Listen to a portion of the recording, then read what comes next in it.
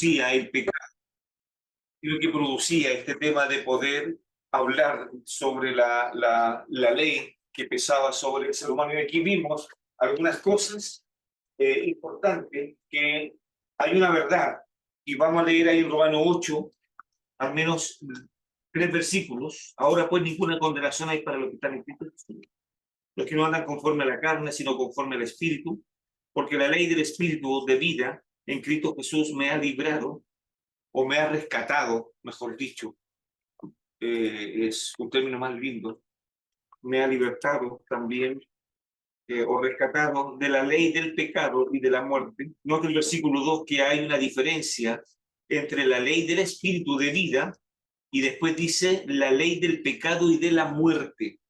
Increíble, esa diferencia muy buena que hay que hacer ahí en el versículo 2. Versículo 3, porque lo que era imposible para la ley, por cuanto era débil por la carne, Dios enviando a su Hijo en semejanza de carne, de pecado, y a causa del pecado, condenó al pecado en la carne.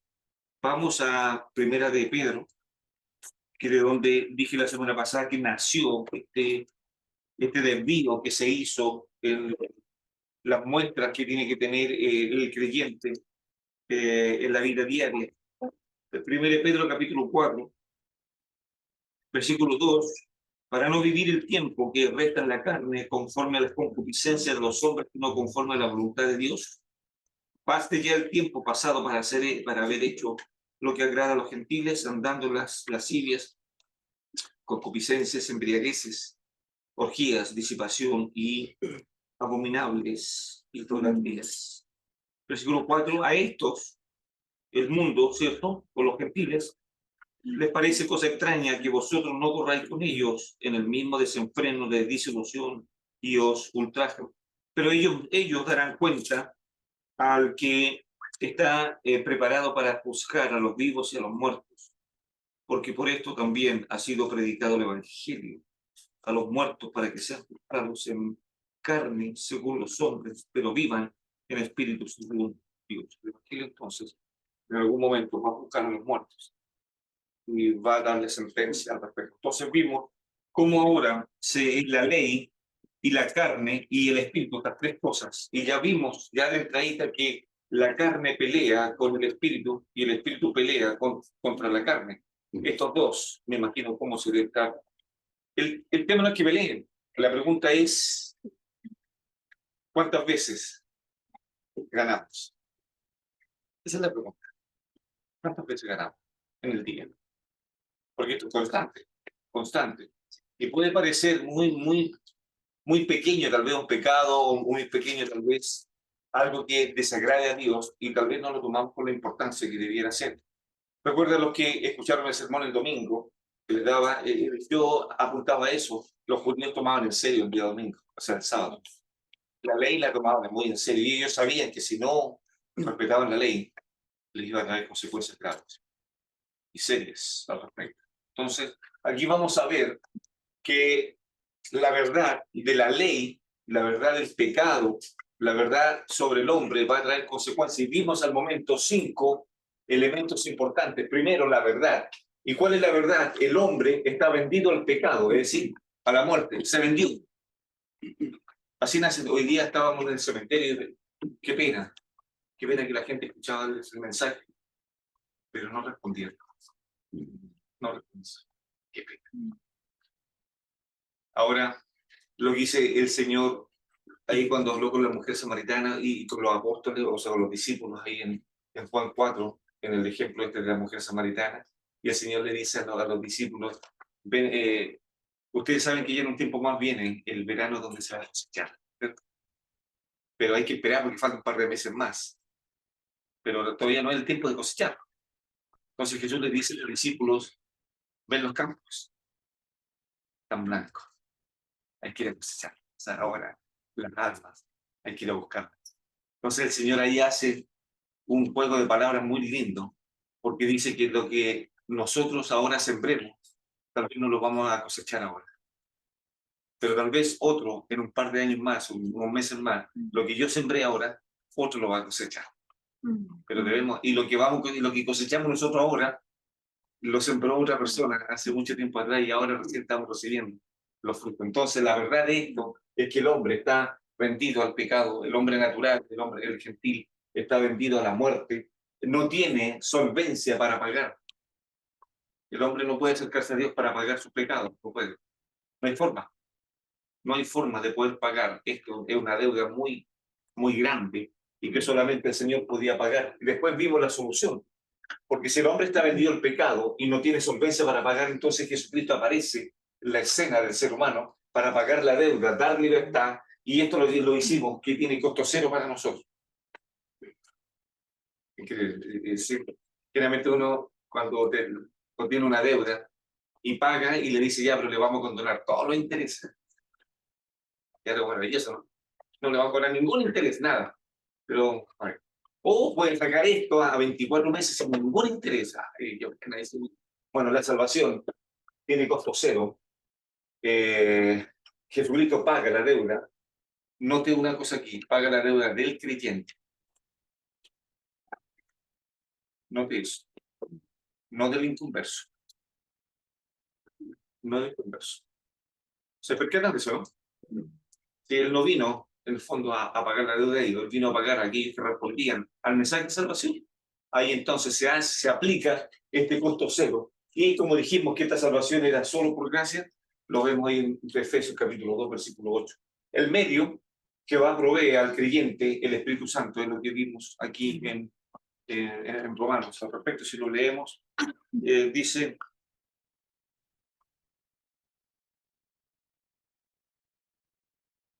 Mire el versículo 2, porque la ley del Espíritu de vida en Cristo Jesús me ha librado de la ley del pecado y de la muerte, porque lo que era imposible para la ley. Increíble, era pesado, no podía. La ley no podía salvar al ser humano. La ley mantenía al ser humano preso. La ley le decía al ser humano que lo que estaba haciendo el hombre era malo. Eso es todo lo que cumplía la ley, pero no le daba la solución. No tenía cómo darle la solución. Hoy día, el espíritu de vida le dice al creyente cómo debe defenderse frente a la tentación y frente al pecado. Bueno, vimos también, y ahí quedamos, ¿cierto? Ahora vamos a lo que es el propósito, por qué será estas cosas al respecto. Bueno, tenemos el propósito del medio, el Espíritu Santo como factor vivificador. Voy a poner aquí el Espíritu Santo.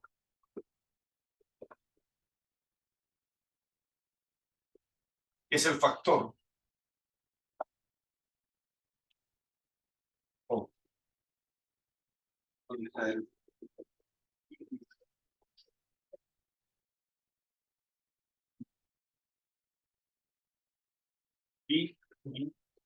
Vivificador. Ese es el propósito. El Espíritu Santo va a actuar en nuestras vidas, va a hacer todo lo posible para que el creyente pueda ir adquiriendo el carácter, la semejanza, por la cara, el rostro, la intención, todo lo que podamos ver del Señor Jesucristo. Es decir, el Espíritu Santo es el que se va a encargar de qué, de hacer en la vida de los creyentes un parecido a Cristo.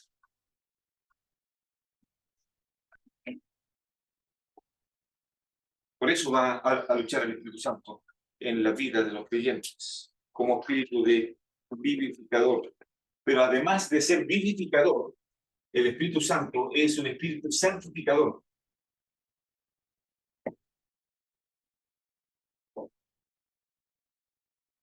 Entonces estamos viendo Romanos 7, Romanos 6, Romanos 7, Romanos 8, todas las características que tiene las muestras que están vivas ahí de cuáles son las muestras de un verdadero cristiano. El verdadero cristiano entonces cuando se va a enfrentar al pecado, va a desechar el pecado, va a odiar el pecado, va a hacer lo posible por aunque sea que se dé la vuelta larga, pero va a tratar de poder no encontrarse con el pecado. Que eso es lo que hacían, y aquí puedo hacer una historia, ¿no? Es lo que hacían los judíos cuando atravesaban y se daban la vuelta muy larga para no pasar por Samaria. Evitaban Samaria. Jesús no lo dijo. Pasó por ahí. Increíble. Entonces, como espíritu vivificador, santificador, ¿y qué es lo que va a hacer el espíritu santificador, el espíritu vivificador? Lo que va a acarrear esto, va a contrarrestar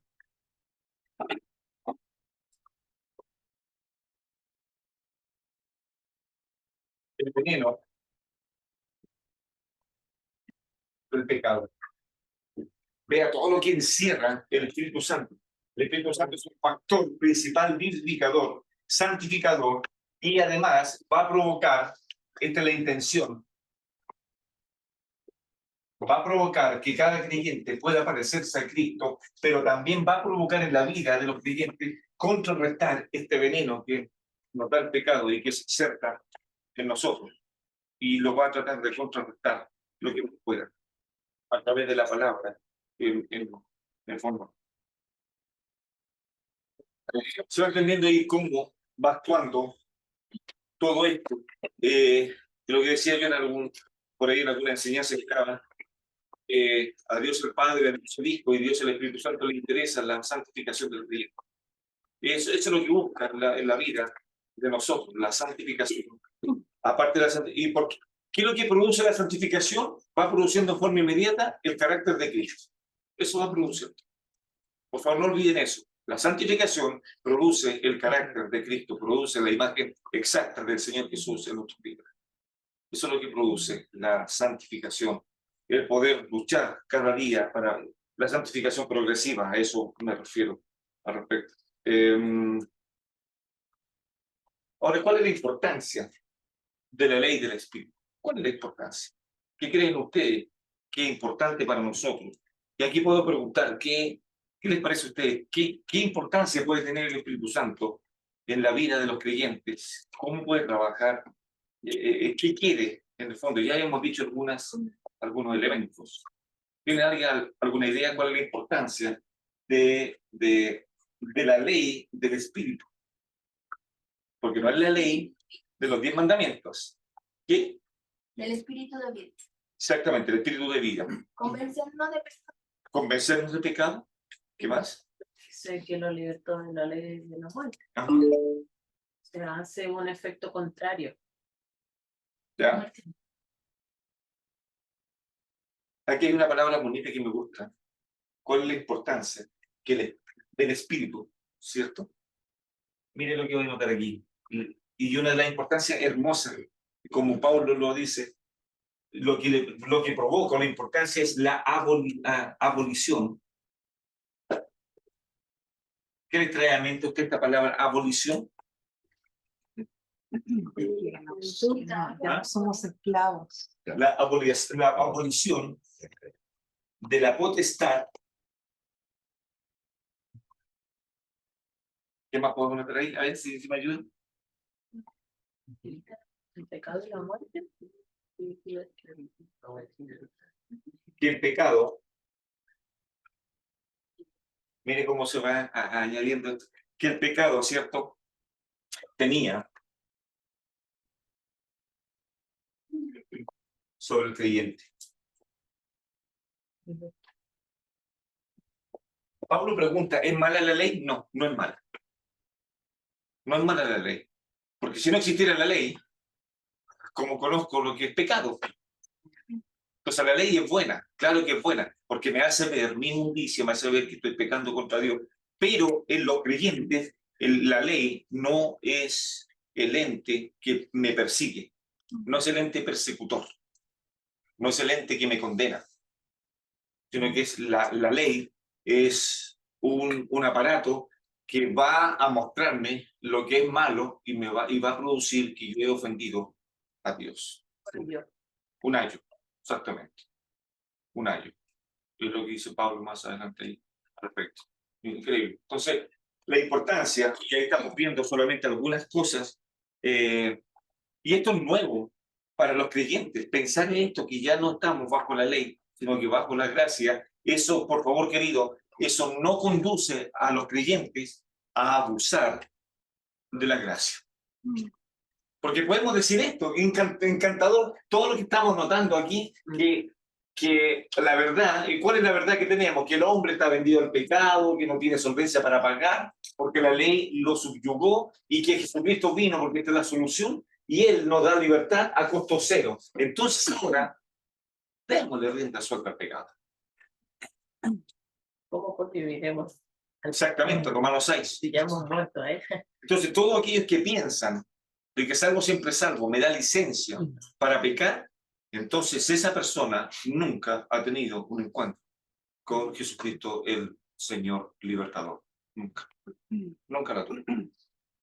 Y va a seguir sumido, pensando él en su intelecto de que es creyente, de que es un hijo de Dios y hace todas las cosas y que puede predicar y que puede tocar guitarra, puede hacer todo lo que sea. En algún momento el Señor le va a decir, y eso es lo que ellos le van a decir al Señor. Señor, no profetizamos en tu nombre. No hicimos milagros. ¿No sanamos? ¿Y cuál es la respuesta del Señor? Apartados de mí, maldito, no os conozco. Y echados al fuego eterno. No os conozco. Pero si profetizaron en el nombre del Señor. Qué increíble. Escuché una vez un video de un hombre que se negó a orar en el púlpito porque no veía que los hermanos fueran a dejar los dólares de ofrenda. Dijo, no voy a orar hasta que no lleguen los dólares. Increíble. Entonces podemos ir viendo hoy día que esto no nos da libertad para poder hacer nuestra propia vida. Esta nueva vida, la que da el Espíritu, es una nueva vida para que la podamos vivir en libertad. Por eso Pablo le decía a los Gálatas, no usen la libertad como pretexto para el libertinaje. Somos libres, sí, somos libres, pero no para que nosotros hagamos lo que queramos, sino que pasamos de un Señor, miren lo que voy a notar, pasamos de un Señor a otro Señor. Este nos trataba mal, nos trataba muy mal. Y era sí que realmente era un déspota. Pero este Señor nos llamó para que fuésemos sus esclavos, sus hijos. Pero ¿sabe qué? Con ciertas condiciones, o con ciertos beneficios, mejor dicho. ¿Cuál de esos es su justicia, su amor, su perfección? Y seguimos, y podemos notar toda la pizarra, todos los beneficios que este nuevo Señor otorga a nuestras vidas. ¿Por qué tenemos todo esto? Con la única intención de que el creyente no se incline otra vez al pecado. Esa es la intención. Por eso que tenemos en Romanos 8, del 1 al 4, todo esto de la verdad, la solución, el medio, el propósito, la importancia de la ley, del Espíritu, y aquí falta algo, ¿no? De vida. Y eso, por eso yo le hice leer ahí en Romanos 8. Vamos ahí, por favor. Romanos 8. 2. Porque la ley del Espíritu de vida en Cristo Jesús me ha librado. Mire, por favor, esa es la primera parte. Me ha librado. ¿De qué? De la ley del pecado y de la muerte. Eso hace el Espíritu Santo. Entonces, frente a esto, queridos, tendría que haber un corazón muy endurecido para no reconocer las bondades de Dios que nos reparte a diario. Tendríamos que ser muy mal agradecidos. Pero muy, muy mal fuerte. Eso es parte de otra clase. Como dice por ahí, lo voy a anotar para hacer otra clase. Lo he escuchado por ahí en alguna, por ahí en alguna tomatera. Y aún más sabe que la abolición rompe, y aquí hay otro término más, esto es uno, y acá lo que hace la ley del espíritu de vida rompe la enemistad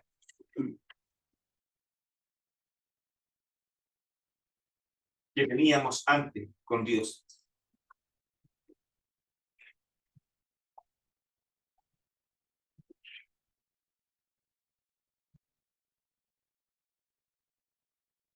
Jesús le dijo, ahora vosotros sois mis amigos. Increíble. Me trata así. Sois mis amigos. Y es una palabra fuerte. Sois mis amigos. Entonces, si somos sus amigos, entonces vamos a hacer lo que Él nos manda al respecto. Se va entendiendo todo este cuadro, claro, son puros disparates cuando uno lo ve y cómo lo entiendo, cómo lo llevo a la práctica, pero la verdad no es tan así. Hay que entenderlo, que estar acá. Versículo 3. Se declara categóricamente que este proceso de liberación era imposible para la ley, por cuanto era débil por la carne. Voy a explicar un poco.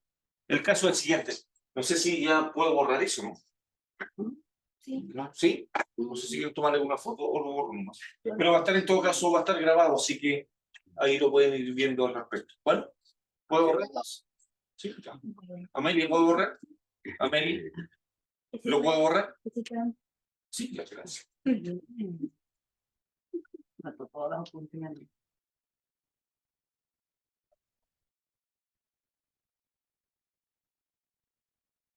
Recuerden, queridos, que después del 1 de Pedro, estoy preparando el material. Voy a enseñar Lamentaciones. Un libro muy lindo, precioso, lleno de simbolismo para la iglesia, lleno de enseñanza también en ese aspecto. Entonces les voy a entregar un material ahí anillado para que vayan siguiendo todos los apuntes, así que eso me va a llevar un tiempo. Pero eso es una vez terminado 1 de Pedro. Todavía nos queda el capítulo 4 finalizar y el capítulo 5 al respecto. Bueno. El caso es el siguiente, para explicar el versículo 3. ¿Lo leemos, por favor? ¿O alguien lo quiere leer? 8:3. Porque lo que era imposible para la ley, por cuanto era débil por la carne, Dios, enviando a su Hijo en semejanza de carne de pecado, y a causa del pecado, condenó el pecado en la carne. Bien. ¿Cómo lo vemos esto en la escritura? De la siguiente manera, y aquí voy a dar aquí algunos apuntes que tengo. Primero, en el versículo 3, se declara categóricamente, pero sí categóricamente, que este proceso de liberación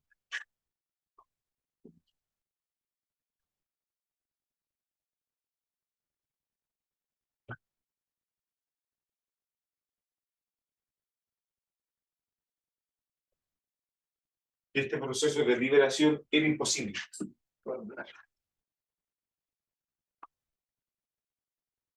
¿Alguien me puede explicar cuál es este proceso de liberación?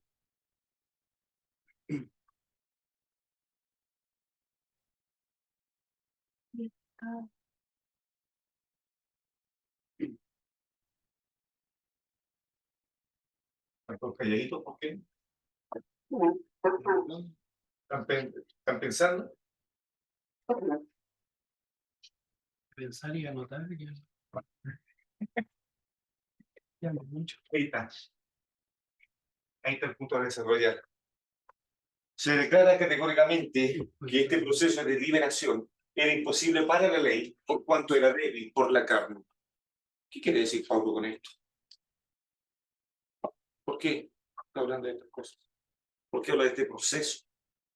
Bueno, vamos a ver algunas cosas, al menos tengo aquí algunos apuntes, 1, 2, 3, 4, 5, 6, 7, 8, 8 apuntes. Así que para que lo vayan anotando rápido ahí, ya el tiempo se va explicando. Primero, el caso es el siguiente, vamos a explicar la debilidad a causa de la carnalidad o también la corrupción humana. Vamos a ver reflejado en este versículo la corrupción humana, totalmente como Pablo abre este tema del pecado en la vida de los creyentes, y lo abre de una forma maravillosa. Primero,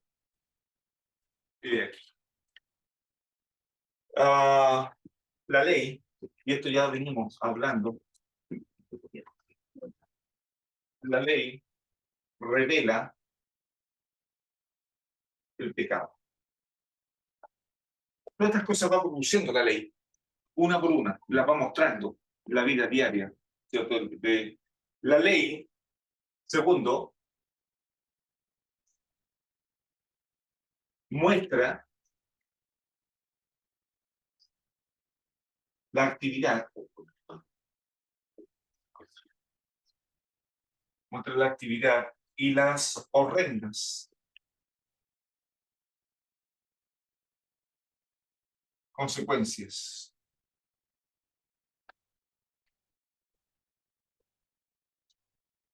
Obviamente el pecado. Esto hace la ley.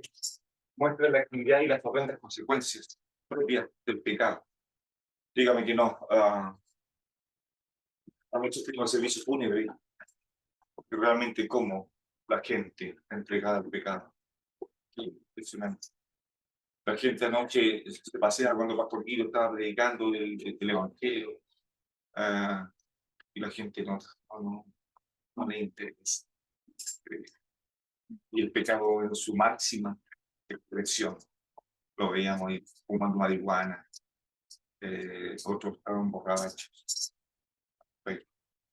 Y otra cosa más que apega a eso es el desconsuelo de la separación de esas personas, porque no tienen esperanza. Increíble. Y eso uno lo puede ver aquí. Y la ley revela el pecado completamente. Pero para ellos son esclavos. ¿Qué cosa más terrible? Y eso uno puede volver a pensar en cómo es posible que haya sido esclavo del pecado. Y la obra de Cristo en la cruz cobra importancia entonces. Entonces, por eso es que Pablo invita a los creyentes a vivir bajo la cruz siempre. Como dice el himno, mirando la cruz, mirando el monte donde fue clavado el Señor. Entonces eso nos va viendo, nos va mostrando. Y de repente también nos va mostrando en nuestras vidas el pecado, pero también la ley muestra la actividad y las horrendas consecuencias del pecado. Matrimonios disueltos, hijos violados, hijos maltratados. Qué increíble. Y uno tiene que hacer entonces una cosa y decir, gracias Señor, porque ahí estaba. Ahí estaba yo, con el otro Señor. Y ahora cambié de Señor. Y este me trata bien, ¿no? Es exigente, pero me trata bien, me ama. Bueno, maravilloso eso, por respecto. La ley también hace ver al hombre su condición. La ley hace ver al hombre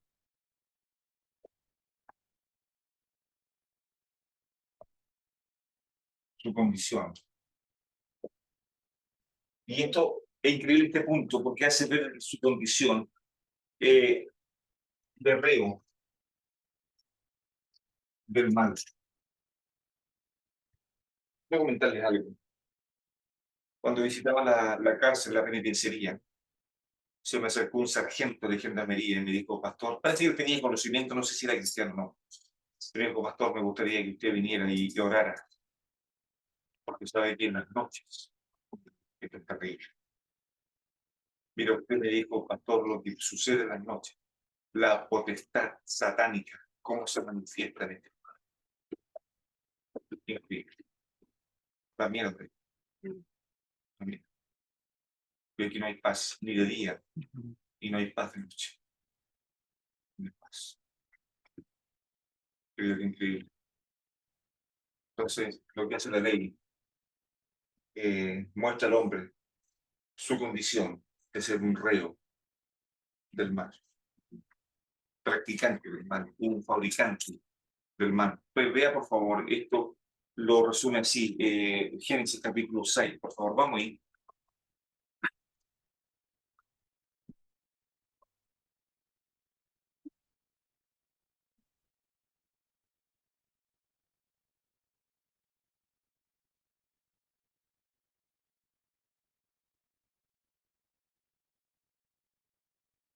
Otras veces lo he comentado esto, pero ¿por qué no se acuerdan ustedes? Capítulo 6 de Génesis, versículo 5. Y vio Jehová que la maldad de los hombres era mucha en la tierra, y que todo designio de los pensamientos del corazón de ellos era de continuo solamente el mal. Y después dice, se arrepintió Jehová de haber hecho el hombre en la tierra, y le dolió en su corazón. Increíble. Aquí hay varias cosas. No sé si quiere que se les explique estos elementos al respecto. Bueno, voy a terminar con esto, ¿no? El cuarto, y de ahí yo le puedo explicar algunas cosas al respecto, ¿no? La ley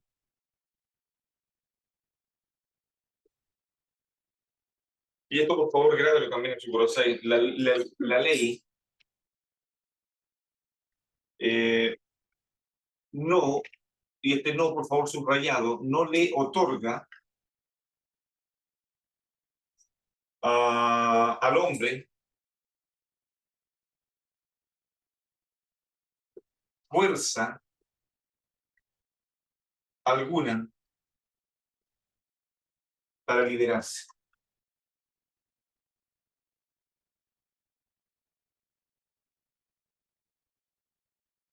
Esas cadenas de nuestro hermano Pedro,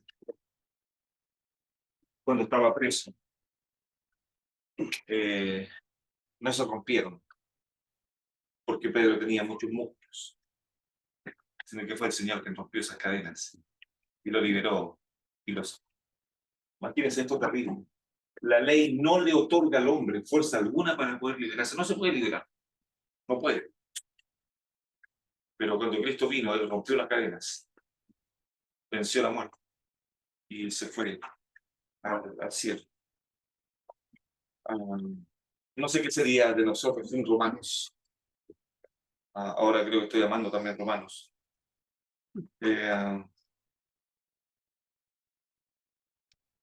También la ley ordena al hombre a no practicar lo desagradable a Dios. Lo voy a notar también eso. La ley ordena al hombre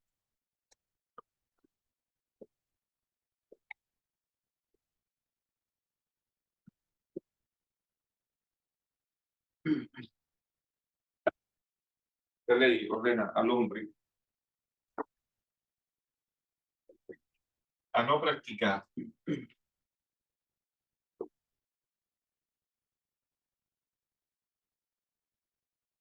lo desagradable a Dios. La ley no tiene cómo explicar eso. La ley solamente ordena y se acabó. La ley no tiene cómo mostrar misericordia. La ley dice que el que peca debe ser. O la famosa ley del talión. ¿Lo ubican la ley del talión? Ojo por ojo. Ojo por ojo y diente por diente. Ojo por ojo. Esa es la ley del talión, fuerte, severa. Si usted robó y le cortó un dedo a alguien, se le corta el dedo. Si lo mató, tendrá que morir. Chico ahí, ¿qué hora es ya? Me quedo para el minuto. La ley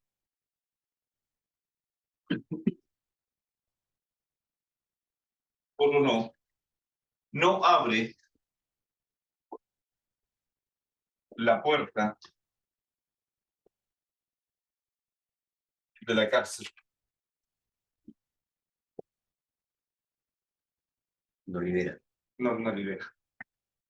La ley no le libera. No tiene esa facultad, no tiene esa potestad. No le alcanza. No le alcanza el dinero, no le alcanza la fuerza, no puede.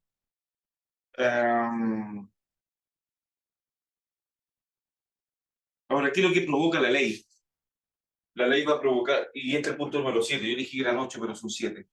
Lo que provoca la ley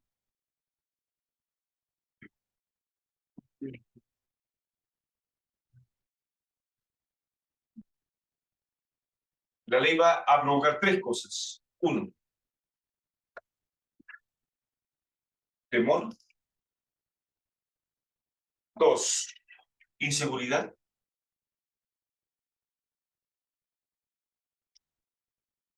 Y 3,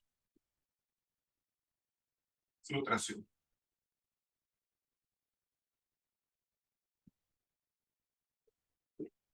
Tres cosas que provocan la ley. Temor, inseguridad y frustración.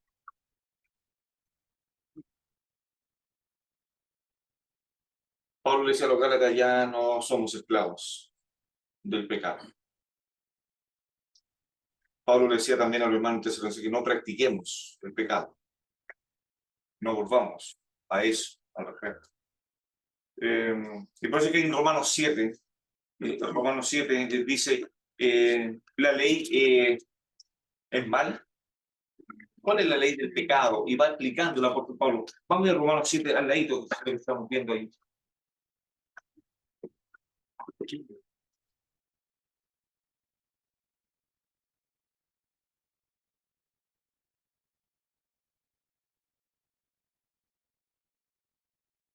Romanos 7:7. ¿Qué diremos pues? ¿La ley es pecado? De ninguna manera.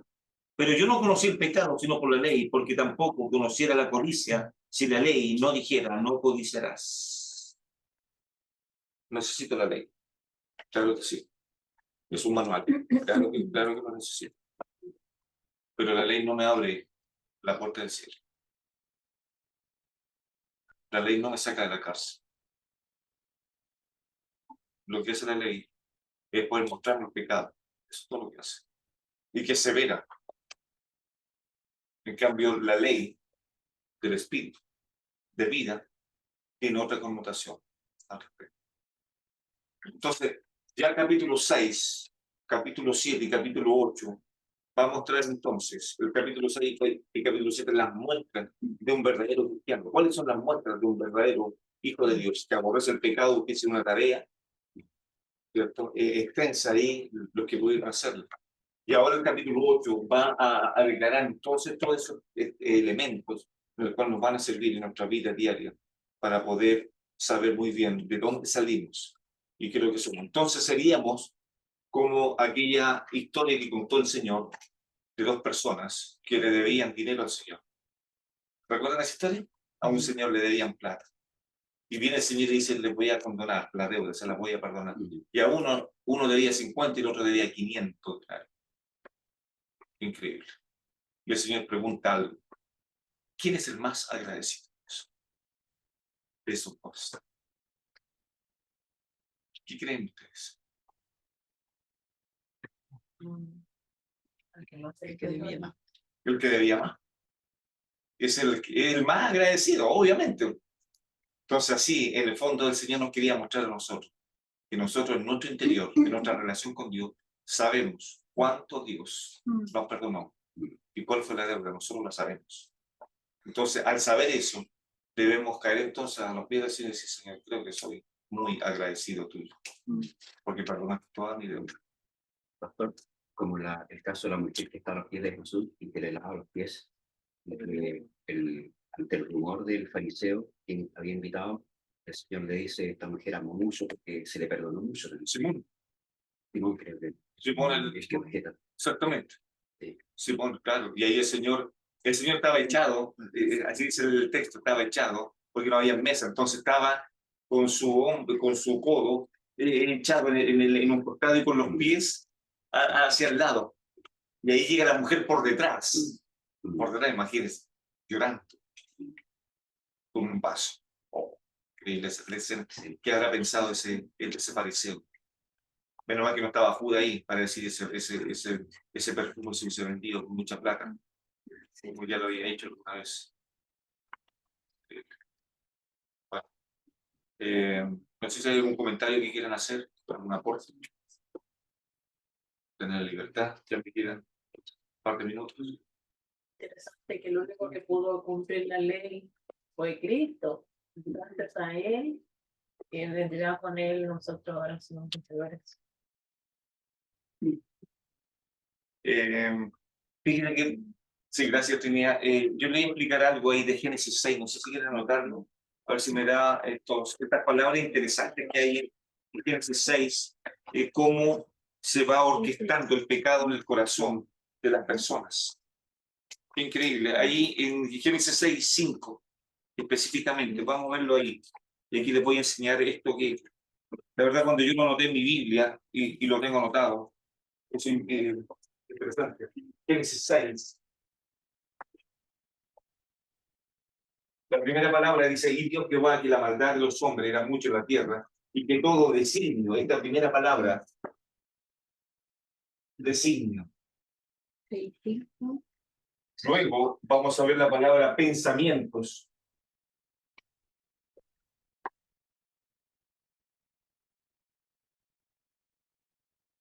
Y luego vamos a ver la palabra corazón.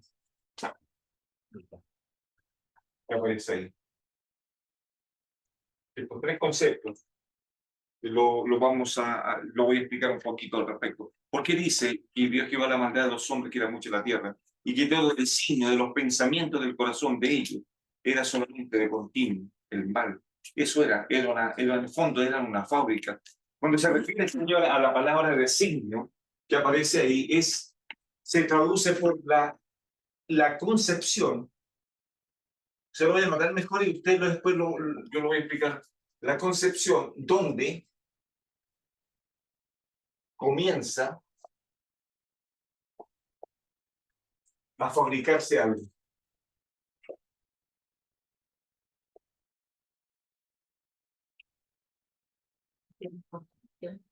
Pensamientos. Sí. Máquina.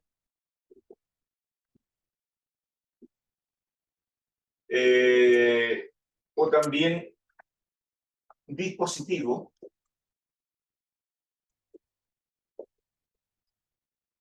Máquina o dispositivo. Y por último, corazón.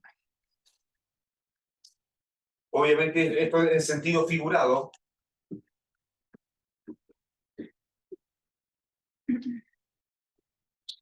Que significa el centro de cualquier cosa.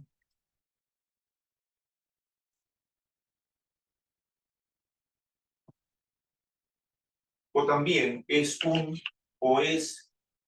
el recipiente.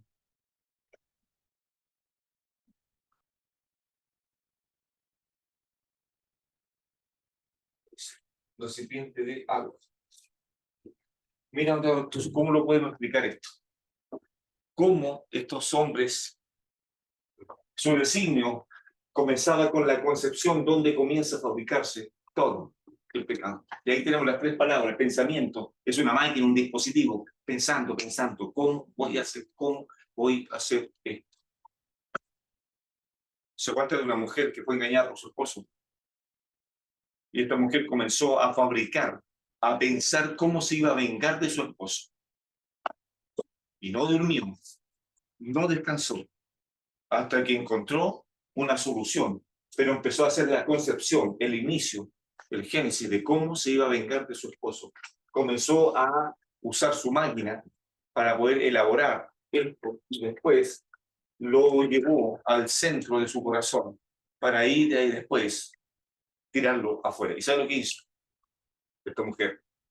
Mandó a imprimir miles y miles de folletos con la cara de la amante de su esposa y otras fotos más íntimas y las empezó a pegar donde vivía la amante en el trabajo y la persiguió y esa fue la forma en la cual se vengó.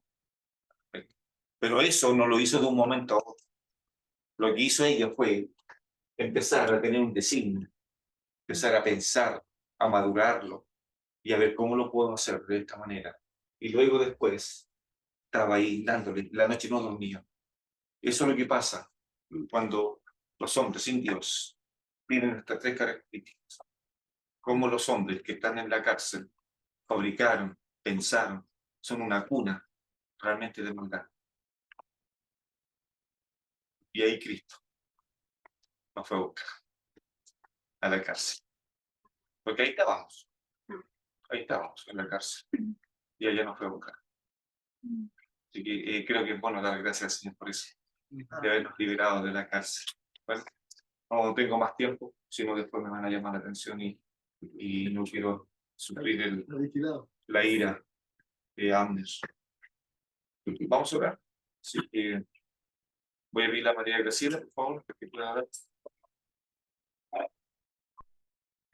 Pero mi casa, Señor, amado Padre, por tu amor y por tu misericordia, Señor.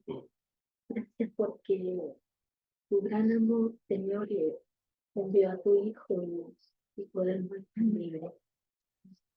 Padre celestial, te pedimos cada día, Señor, que tú nos ayudes, Señor, a ganar la batalla del pecado, que tú nos convences de pecado, que tu Espíritu Santo more en nosotros cada día y nos convenza, Señor, cuando estamos equivocados, cuando estamos desagradando, Señor. Sí, sí. Estamos alejando de tu palabra, de tu ley. Gracias, Padre Celestial, por este tiempo, por comprender lo hermoso, Señor, que tu ejemplo con nosotros, por tu sangre en ti. En el dulce nombre de Jesús. Amén. Amén.